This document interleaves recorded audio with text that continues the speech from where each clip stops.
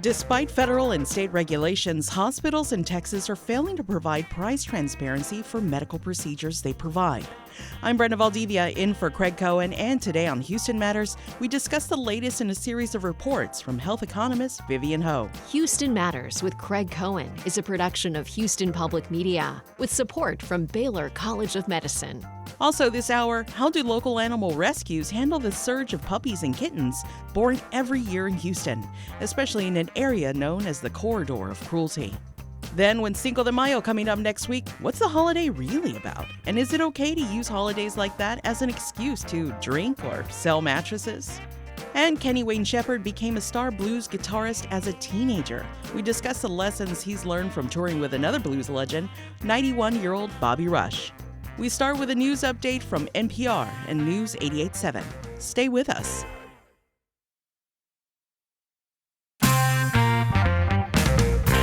This is Houston Matters. I'm Brenda Valdivia in today for Craig Cohen. Good morning. We talk about efforts to deal with what's known as the Corridor of Cruelty, an area in Houston that has become a dumping ground for abandoned stray dogs and other animals.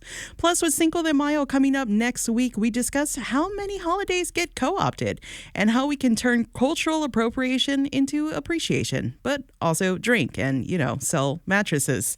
And we also talk with blues guitarist Kenny Wayne Shepherd ahead of his show here Sunday with blues legend Bobby Rush. But first, it's a pretty basic rule of capitalism. You want a good service, you want goods or service, the seller or purveyor tells you the price, and then you decide to accept or, no thanks, I'm going to shop around. Sounds simple, right? But not so. Not when you're talking about health care in America. Price transparency at hospitals has been almost non-existent, despite both federal and Texas state governments having introduced several regulations aimed at improving transparency, minimizing price variation, and ultimately curbing overall health spending. Vivian Ho is a health economist at Rice University's Baker Institute for Public Policy and has been looking into this for several years now. She joins us today to talk about her latest report examining hospital price transparency here in Houston. Vivian, good morning. Morning, Brenda. Hi. So, as we mentioned, regulations in the intro, and notably in January of 2021, new federal hospital price transparency rules took effect to improve transparency. What exactly did these rules set out to do to make hospitals more transparent with their pricing? Well, this was a result of an executive order from the first Trump administration, and it required hospitals to post prices for 300 different types of services onto their web page, ones that were common and ones that consumers normally would seek treatment for. But they also required them to post machine-readable files with all of their different prices so that researchers like me, employer purchasers, could get access to that information. So we spoke with you, I spoke with you back in October 2022, and we tried to look at those prices. They weren't great in terms of completeness, and we thought, let's go back and look now. Certainly they should be better, and if anything, the level of completeness is actually worse. Oh, okay. So there is that variation in prices. Maybe insurance companies get one price, but maybe a walk-in gets a different price.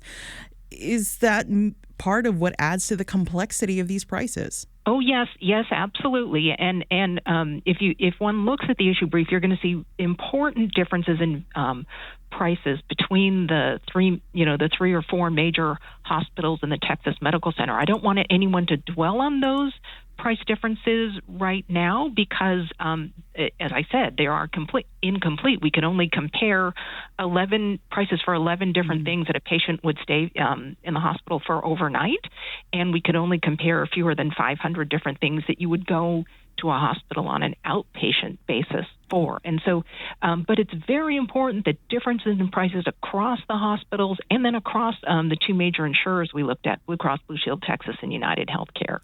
In October 2022, you also published an issue brief comparing prices posted by 3 Texas Medical Center hospitals. The world's largest medical complex is based right here in Houston. What hospitals did you look at, and was there more transparency being provided to medical patients at these major providers here in Houston?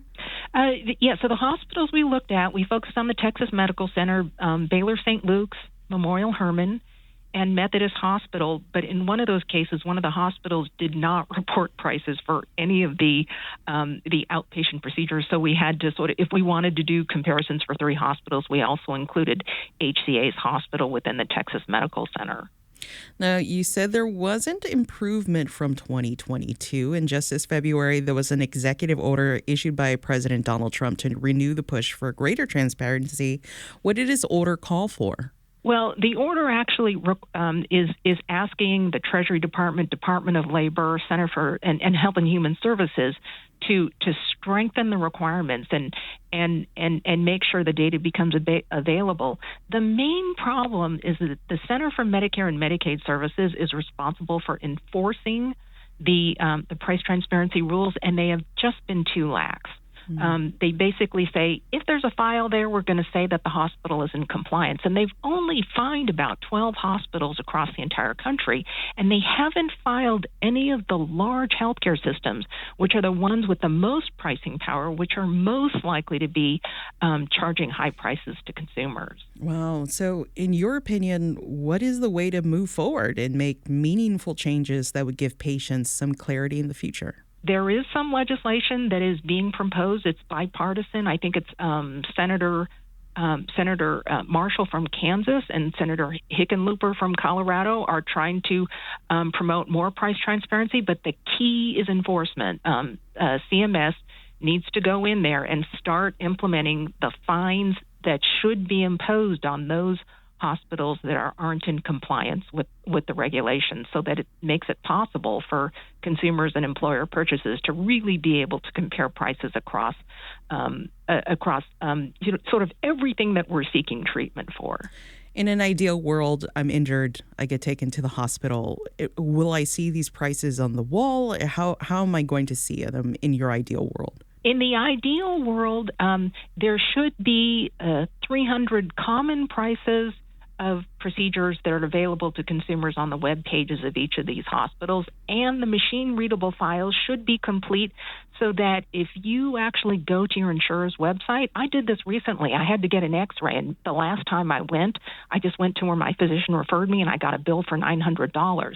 And if I go to my insurer's website now, I type in the x-ray, chest x-ray, and all I get is the average price in Houston is $40. But that doesn't tell me where the $40 provider is, right? So the regulations, if they are introduced properly and they're enforced, you should be able to go to your insurance website and easily get a range of prices across all the different providers that are in network for the service that you want. Yeah, I want my $860, please. So that is Vivian Hope. She is a health economist at Rice University's Baker Institute for Public Policy and Baylor College of Medicine. Thank you so much for joining us. Thank you.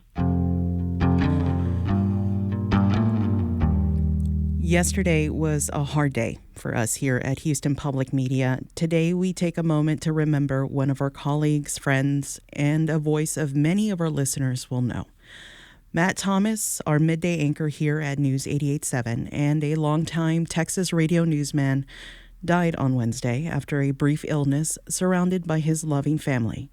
He was 41 and left behind his beloved daughter, Vada.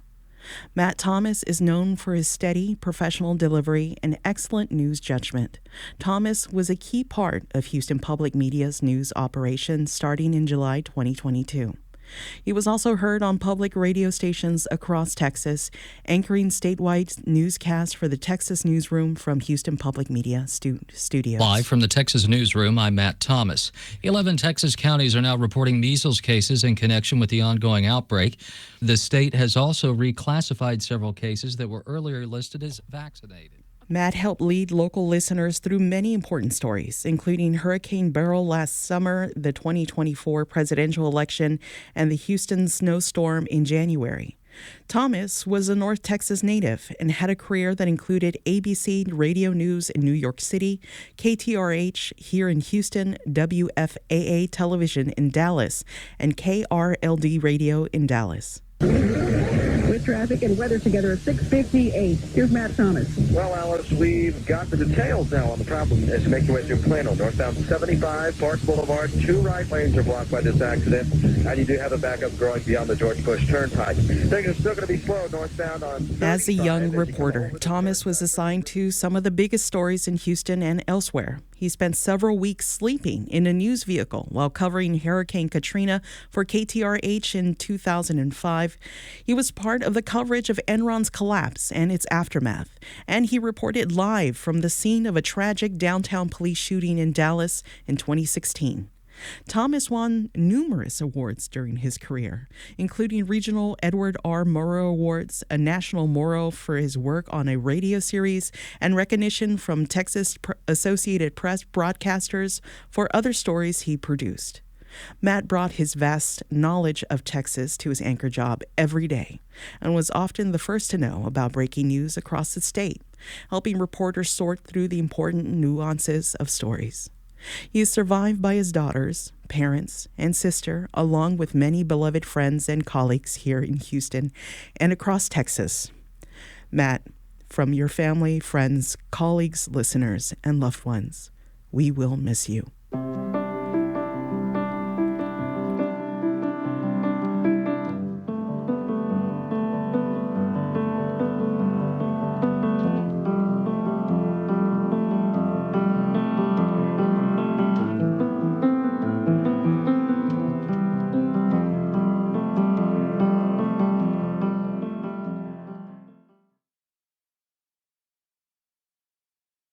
This is Houston Matters. I'm Brenda Valdivia in for Craig Cohen. Puppy and kitten season is here in Houston, the time of year when dogs and cats give birth in the warmer months. And while it sounds adorable, tiny paws, little meows, wagging tails, not everyone is ready for it. Unexpected litters often become too much for owners to handle, and many pets end up abandoned. One hotspot for this area is what local dog rescues call the Corridor of Cruelty, a 14-square-mile stretch in northeast Houston, where dogs are frequently dumped and packs end up forming. While city and state-run shelters offer support, a lot of the rescue work falls on small, independent, and volunteer-run groups trying to keep up with the growing need in Houston. Today, we talk with folks and their organizations and to see what their organizations are doing to save our furry friends. Joining us is Beth Lovell, board chair of Corridor Rescue, and Renee Reed, founder of El Gato Coffee House and Charities. Beth, Renee, welcome to Houston Matters. Hi. Hi there. So, Beth, as I mentioned in our introduction, the Corridor of Cruelty is a phrase coined by your founder that has stuck over the years. How did this area come to that name, and how does your rescue focus its work there? So the Corridor of Cruelty is kind of a area right there at 59 in Little York, northeast side of town. Around 2009, Corridor Rescue's founder, Deborah Hoffman, worked in that area, and she was driving, to and from work every day, seeing the stray dogs, seeing the dumps on the street, and she coined the area the Corridor of Cruelty. The name has stuck over the years, and it is what our rescue is, named after. We are Corridor Rescue. But it's kind of the Highway 59 Little York area of town, the northeast side of town. Renee, we're going to go with you. We're going to talk about El Gato. It's very unique. You started as a cat cafe.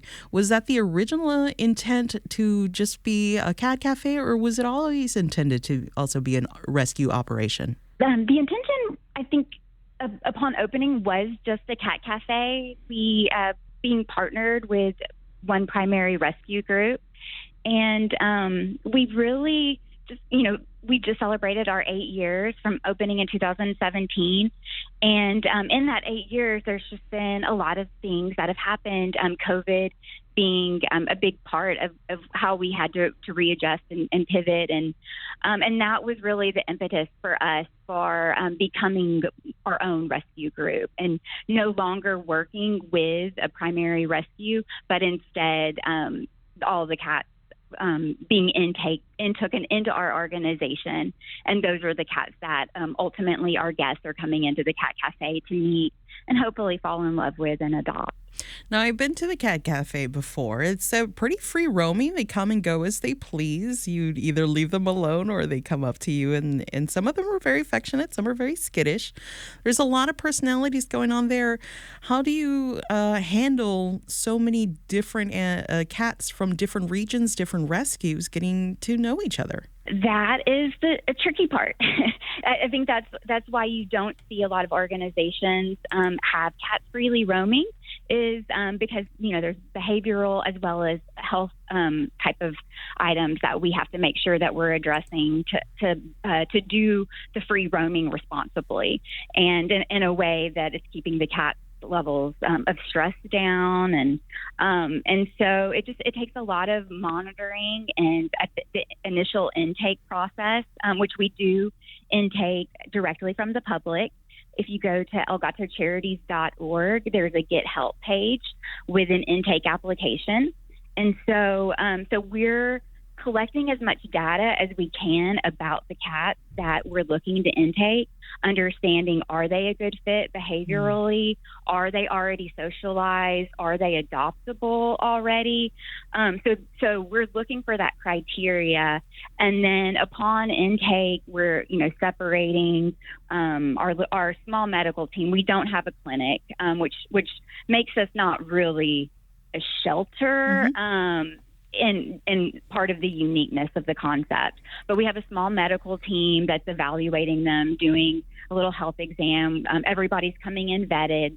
So we've got those records. And so then we just assess them behaviorally and determine where that cat is going to be best fit and how we can best acclimate them into the environment. This is Houston Matters. I'm Brenda Valdivia. We're talking about how local pet rescues are dealing with an influx of abandoned stray animals in Houston with Renee Reed, founder of El Gato Coffee House and Charities. It looks like Beth Lovell, board chair of Corridor Rescue, has returned.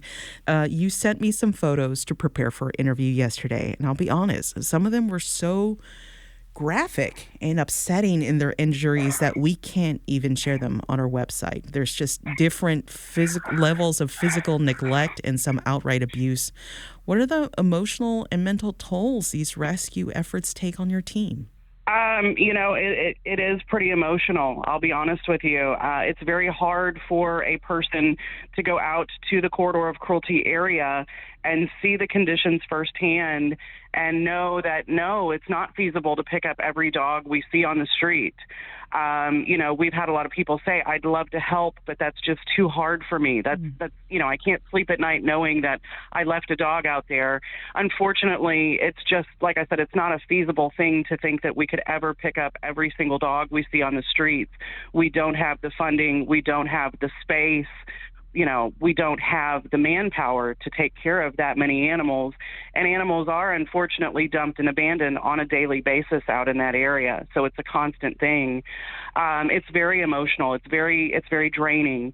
When I go on the route, it's usually an all-day affair. I'm out there first thing in the morning, and I'm not finished until at least middle of the afternoon. You're seeing dogs that you're hoping that they don't run across that big, busy 4-lane road that they're standing next to. Maybe you find a mama with a puppy that is in a bad spot. You just kind of have to do the best you can, and we take in dogs as we have funding and as we have space. But there's always going to be that dog that you can't take, and that is very, like I said, very emotional. It's very hard for people to see. So for both of your organizations, Beth, we're going to start with you, then we're going to go with Renee. For both of you, which is more urgently needed most of the time? Is it donations, volunteers, or does that just depend on the time of year? I would say it's both, but honestly, we always need volunteers. The more volunteers and manpower we have, the more we can do. But at the same time, we are donation run, and, without donations, we can't keep doing what we do. I always tell people, It's time, talent, and treasure. If you can't give your treasure, give your time. If you don't feel like you can go out to the streets and you can look at those situations out there, then we have something else that you could do. You can always volunteer to man an adoption event or to come out to our kennel facility in Magnolia and work with the dogs that we have already brought in off the streets that are waiting for a home. There's always a place for you, and we will find something for you to do, but donations are crucial as well. And for you, Renee, is that also true? It is true, and I would say fostering. Fostering really does save lives, and we struggle finding people willing to foster for us. So we just have a handful of people willing to do it, and we could certainly be helping a lot more cats. The demand of people who are contacting us regularly, we're not able to help as many as we'd like because we're limited by not having a big base of fosters. Now, I don't want people to think, wow, this segment is a bummer, because I myself am an animal lover. I have adopted animals. I've even rescued a kitten from pulling it out from the engine block of my car. Sometimes animals just fall in your lap, and animal rescue is a personal calling. It can be hard, but it also does have happy endings. Who are the rescues that changed your life, Beth? Let's start with you. Oh my gosh, there's so many, and that is why we keep doing what we do. You're 100% right. It is draining, it is hard, it is emotional, but at the end of the day, it's super rewarding as well to see a dog go from just totally defeated, maybe hairless or with broken bones or whatever the case may be, go from that and see their transformation into a healthy dog, a dog that is now playing with toys, that is now laying on a couch somewhere. Yeah. A lot of our dogs transport out of state, so maybe you get a picture of them hiking in the mountains up north. It's amazing to see the transformations that they go through, to see how resilient these animals are and how they're still just so full of love no matter what they've been through. It's very rewarding. It really is. Now, we have about less than a minute left. I wanted to talk about that. For both of you during our pre-interviews, we found out that you transport animals outside the state. Renee, why does that happen? Well, so we actually are unique in that we don't have to do that very often. When we do like RPM, who is primarily a transport rescue pet, rescue pet. What is the M? Is it movement? Yes. So they're doing a really great job with both cats and dogs here in Houston. And so we're unique in one of the few nonprofits here that don't have to do the transport. And so again, the importance of spaying and neutering here in town would significantly help in reducing all of the group's needs to send cats. Thank you so much. That was Renee Reed, founder of El Gato Coffee House and Charities, and Beth Lovell, board chair of Corridor Rescue. Thank you so much for joining us. Thank you for having us today. Thank you. The more awareness we can bring to the issue, the better. Thank you.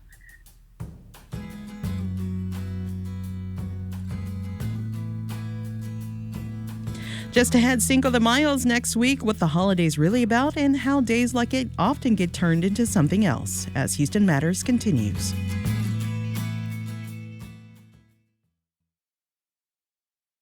This is Houston Matters. I'm Brenda Valdivia in for Craig Cohen. Cinco de Mayo is on Monday, which means a lot of folks may be celebrating over the weekend. Amid all the celebrations and revelry, some may be lost on the fact that this holiday is not celebrating Mexican independence, rather the Mexican victory against the invading French army at the Battle of Puebla in 1862. So how did it end up here in America, and how did we make this holiday about drinking and partying anyway? Last year, Craig spoke with Guillermo de los Reyes, chair of the Department of Hispanic Studies at the University of Houston, and about how that and other days we've co-opted celebrating from other cultures. Basically, the way we see it now, the way we see it with like many businesses sort of like appropriating the holiday, in my findings during the 1980s, 1990s, when they were starting to see that it was important to create, theme holidays, or like St. Patrick's or Halloween, and attracting people. And it became probably in the mid 80s, 90s when it became really popular. But it is important to mention that during the civil rights movements, the Chicano movement, they were so proud of the Cinco de Mayo battle. So some of the leaders talked about Tejano, who was the Zaragoza, who won the battle, and some of them started to sort of like celebrating it, and many of the Mexican immigrants are from the area of Puebla, where the celebration is really big. And I think that sort of like gave them, because it's always, why Cinco de Mayo and not Mexican independence, which is on September 16th. My hypothesis that perhaps is because there was a battle the Mexicans won against a foreign power, which is France, and that someone close to the U.S. was the leader, Zaragoza. And that is why perhaps the commercial aspect, the cultural appropriation became later on when the TV marketing and trying to create all these, celebrations that will make money. But I think rampant capitalism play an important role here. Is that rampant capitalism and this appropriation of a holiday and the implications of basically making it an excuse primarily for revelry and drinking in particular, is it something that is insensitive? Is it something that's really not a big deal, or does it kind of depend on who you're asking? I would say that depending who you're asking. And I think the confusion begins when, for example, Mexican culture, Mexican nationals, if you go to Mexico, you ask someone who lives in Mexico, and they will say probably it's not a big deal when they are, because they believe that they are appreciating their culture, right? Let's celebrate Mexico. But then when they said, okay, if you ask in Mexico someone, Mexican citizens, what do you think about Cinco de Mayo celebration? Oh, it's great. They are appreciating our culture. But then if you bring them here and then they go to a big celebration and they said, oh, let's celebrate Mexican independence, is when they are like, oh, this is not the Mexican independence celebration. Or are you using that sombrero that in a way that is not appreciating our culture, is more like mocking our culture. So to go back to original question, I think some people, when they see it superficially, they would say it's okay, it's just celebration. But if you look at the fact that someone is not appreciating a culture, someone is using it to make money and to promote something that is not the real meaning, is when the problem, I have issue with that. And I in my sort of like, when I ask students and people I know and other colleagues who work on folklore or popular culture and cultural aspects of Mexican culture, they always say there is sometimes a fine line in certain things when you are trying to borrow from a culture without appreciating it, and it's for your own benefit. So I think we need to be careful about this. But some people just don't see it because they are not thinking about what is really cultural appropriation versus appreciation. And of course, this is not something that is mutually exclusive to Mexico and Cinco de Mayo. That's correct. We see this most obviously with St. Patrick's Day. But are there other holidays that you'd point to where we just have turned them into excuses either to party or to sell mattresses or whatever it is that we seem to have turned a given holiday into? There is another, which actually is also related to Mexico and Central America, which is Day of the Dead. Oh, yeah. Which, because of the dates overlap with Halloween, and there are some aspects from Day of the Dead borrowed to Halloween, which in Halloween is like spooky, the spookiness of that. And Day of the Dead is more like celebrating your ancestors, those who passed on and they have permission to come back. So, and then for me, actually, more than Cinco de Mayo, like seeing like something like Day of the Dead, when I see that someone in Halloween is trying to do the Catrina or things that are so precious for and so spiritual for the people in Mexico and Central America who observes Day of the Dead, and without knowing the meaning, it really creates some kind of like a problem and confusion. But let me tell you something interesting, that I grew up in Mexico, in Tampico, Mexico, and since it's like in Tamaulipas, as in the northeast of Mexico, has a lot of U.S. Influence, and since I can remember. And when we were children, we celebrated Halloween because we liked candy and we liked, you're children, and I remember that there was a moment when it was a campaign in Mexico, like, why are you celebrating Halloween? We need to celebrate Day of the Dead. That's our holiday. So it's also an interesting aspect in which in the Mexican government and many Mexican institutions wanted the kids to celebrate Day of the Dead, not Halloween, because that was not ours. It seems to me the fine line you describe, every once in a while somebody skirts it really well. And you mentioned Dia de los Muertos and the Day of the Dead, and that reminded me of the Pixar film Coco, right? And how well I think it navigated that line. Exactly. That's a great example. That's a great example of cultural appreciation. Appreciation instead of appropriation. Exactly, and also, and you can still make a buck at the movie theater with it. Indeed, because I mean, we all work hard to make a living and to have like a comfort of life as much as possible, but I think ethics plays an important role here, that you need to study. I mean, when I was reading about Coco, I learned that the producers and the people involved, they learned a lot. They have many consultants, and sometimes I appreciate your invitation when you're going to talk about or do something, try to gather a group of people or experts. I mean, I'm not an expert on cultural appreciation, but I can say that I have studied a lot different cultural phenomena in Mexico and the U.S. and I think that's important. And Coco was so successful that in Mexico, Mexican people in outside the United States really enjoyed it and gave it a kudos, and sometimes they use it as a symbol in some like primary schools or elementary school for the children's and Mama Coco, for example, that symbol that I think in my great grandmother, when I see Mama Coco, it's not nothing that I said, okay, this is not me. The kids there, I mean, I think of myself when I see that. I would just say to anybody that has not seen that film, watch that film, but please have some tissues nearby. Yes, exactly. Trust me, for the last 10 minutes especially. Wow. Exactly. This may be a stretch. Right. But Juneteenth has only in recent years become a federal holiday. And so there are more people around the United States who are becoming more aware of it who were not previously aware, which is, something that folks here in Houston are like, how do you not know about this? Well, it's, not from their part of the country. Do you think we could see something like this phenomenon with something like Juneteenth? I think there is the risk of that.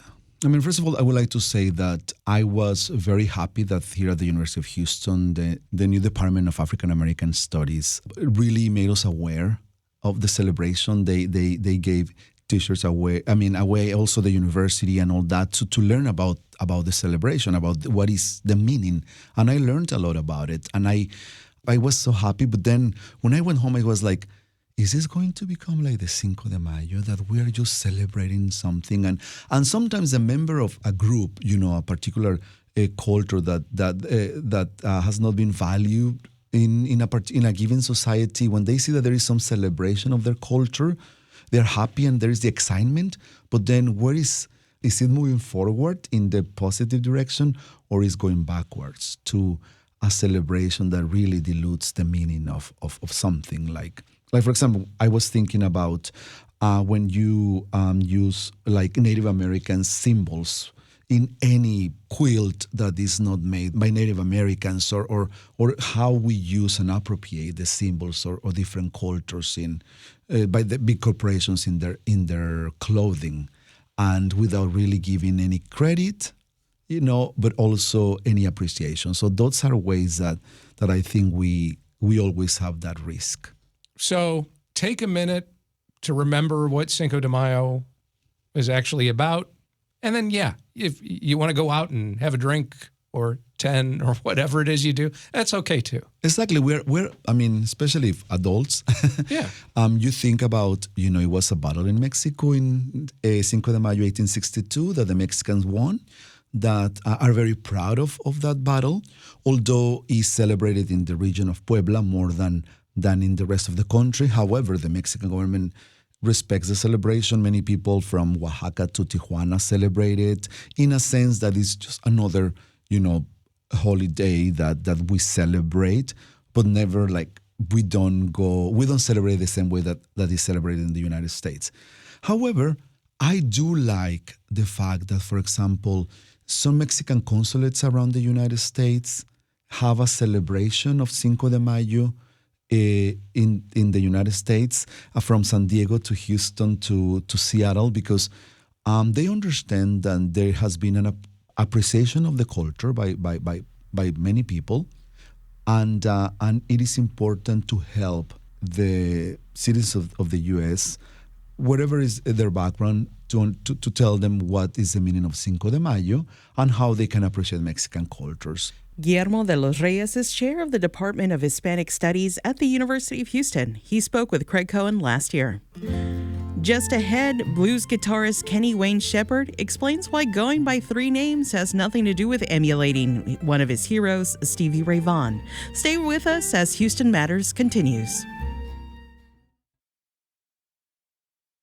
Blues guitarist Kenny Wayne Shepherd already has some 30 years under his belt in the music industry, despite only being in his 40s. That's because he started playing guitar as a kid, began performing as a teenager, and scored hits with his first album when he was just 18. He says he often had to win older, more established musicians who doubted his credibility on stage. That is, until they heard him play. One veteran performer he never had a win over was Bobby Rush. He and the 91-year-old blues legend have teamed up for a new album called Young Fashioned Ways, and they performed together Sunday night at Houston's House of Blues. Shepherd tells Houston Matters producer Michael Haggerty about that collaboration, but first, he recalls how seeing another legend perform, Stevie Ray Vaughan, set him on the path to a music career. That was the first time I remember being absolutely mesmerized by somebody when they were performing, and just watching him from the side of the stage and just being completely in awe and locked in and focused on what he was doing and the effect that it had on me. And that's really what kind of lit the fire in me to start pursuing guitar in a serious manner. Like, I had some toy guitars, little acoustic plastic guitars with nylon strings, and I could play like Smoke on the Water and of course, yeah, silly like 3-chord stuff here and there. But like when I saw him, I was like, dude, I want to know how to play with that fire. I want to know how to affect people the way he just affected me. And so that's when I started asking for an electric guitar. And I got my first electric guitar a few months later, and really just started practicing. Hey, blue on black, tears on a river, push on a shove, it don't mean much. Joker on Jack, match on a fire, cold on ice, a dead man's touch. Whisper on a scream, doesn't change a thing, doesn't bring you back. Yeah, blue on black. Blue on black.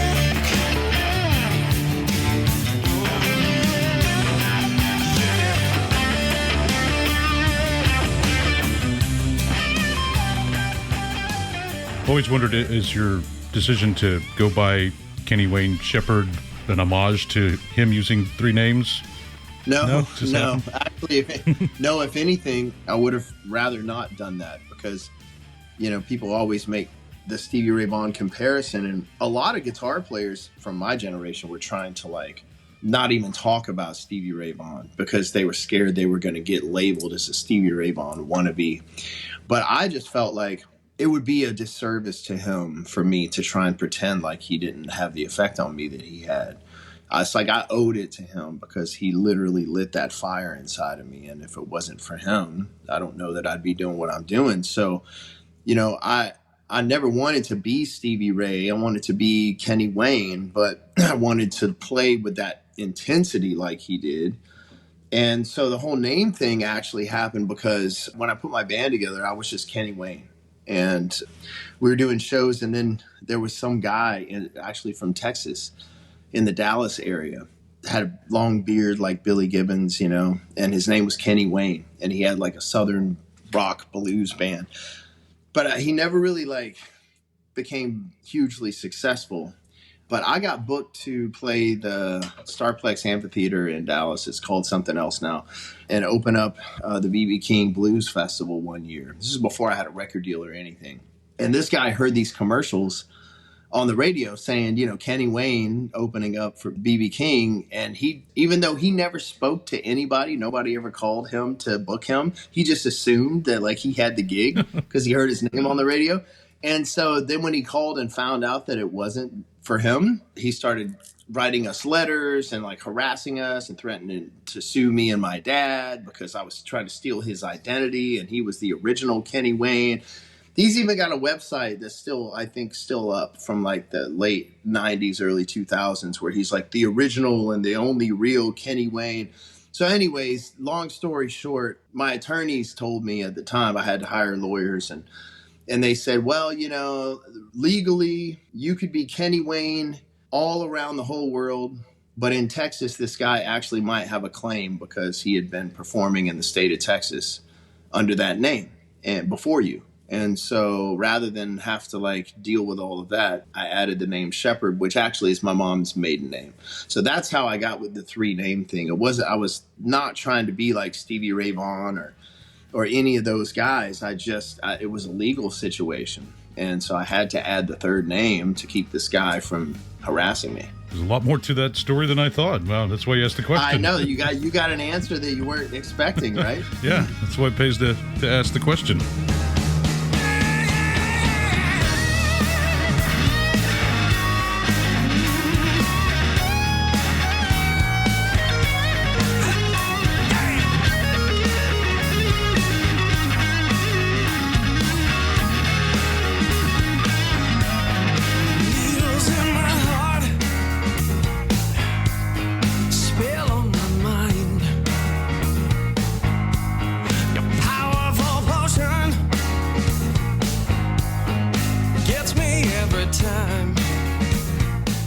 Well, I remember the first time I heard you. I think you and I are roughly the same age, about a year apart, but I was in high school and driving around small town Texas where I lived at the time in my truck, which sounds like a cliche or something, but listening to the radio and hearing Deja Voodoo come on and just kind of stopping in my tracks, like, what is this? I got to find out what this is. And, you know, back in those days, you were like, I hope they back announce the song after, or, you know, I don't have to listen all day to try and figure out what this was. And I remember hearing it, and I remember buying your CD because I had to, back then, you know, you hear one song you like, you got to buy a CD, not knowing if you're going to like it, you know, and I just remember just really loving that. And, you know, if I'd known that you were my age, I'd have been even more impressed.